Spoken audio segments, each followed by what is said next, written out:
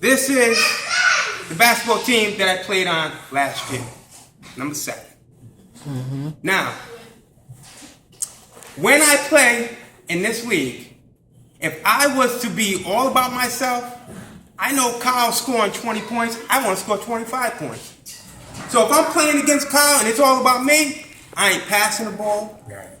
I ain't even thinking about my teammates. I'm just thinking about me. But we lose the game.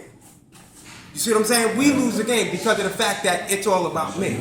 But if I'm representing this team, I better learn how to get along with my teammates in order, because the bottom of the game is we have to win. So I got to make sure that I know how to pass, that I know when to rebound, when to come in, when to get out, when I'm tired. You know, if I make a mistake, to raise my hand and say it's my fault. Those are the things that I need to know, because I represent this team. Amen? Amen.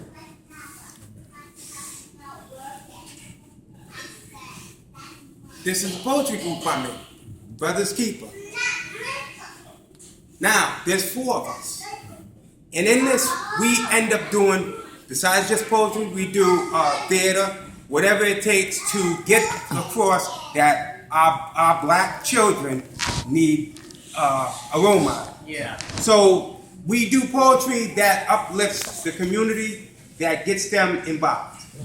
But don't get me wrong, if my ego gets in the way, and I say, you know what, I'm gonna do this poem and change up the format of what we're supposed to be doing, it throws everybody off.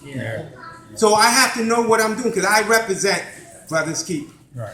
Amen? Amen. Love thy neighbor. Lisa Costa was in here about 3 weeks ago, maybe a month ago. And what she does, she gives out deodorant, soap to the homeless.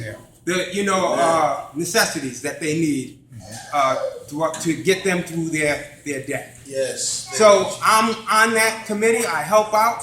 But again, if I get into my own funk and I say, you know what, I think we should do this, or not really go to the meeting, or not show up, or just put my input over the phone, then I'm not really representing. Either you do it 100% or you do it 0%. Amen? Amen. Thank you, Jesus. You're worthy. I also belong to 300 Men. And this is where we deal with social issues that you see on Facebook, that we deal with the social issues that are out in the streets. You know, as far as with gangs, it's dealing with gun violence, or what have you. These group of men, that's what they deal with. You know, and everybody has their role. But again, I can get selfish and say, you know what, I can't make it to the meeting, but and I can't pay my dues. The dues are like $10 a month. You know, so I let everybody do the work, but yet I want to wear a shirt.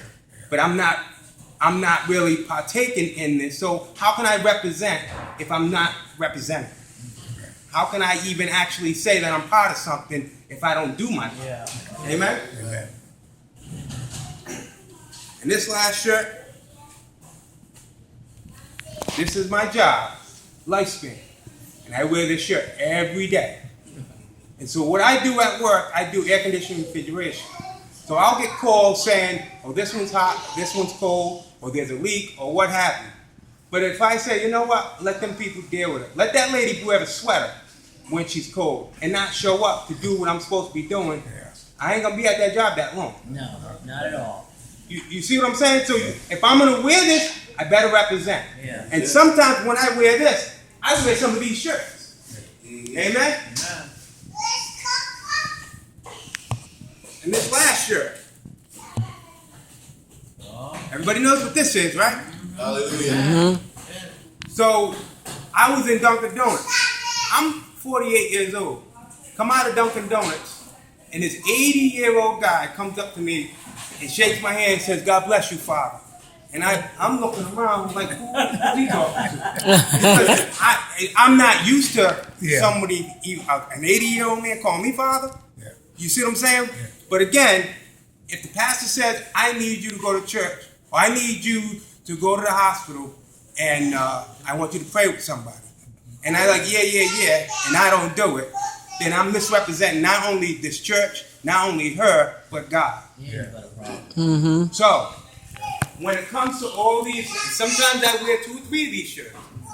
But when I take them off, I still represent them shirts. You see what I'm saying? So, even like we're not playing basketball until November, but I have to get in shape. Yeah. I have to be in shape in order to play. That's how it goes. Now, it's the same thing with Christ. He took upon this flesh and blood. He took upon the flaws that we have so he can understand your weaknesses. And one of the things that there's about 8 of them. Compassion, servitude, love, forgiveness, commitment, prayerful, patience, and humility. And we all have to take upon it. If you call yourself a Christian, that's what you need to take upon yourself. Because you can't be all about you.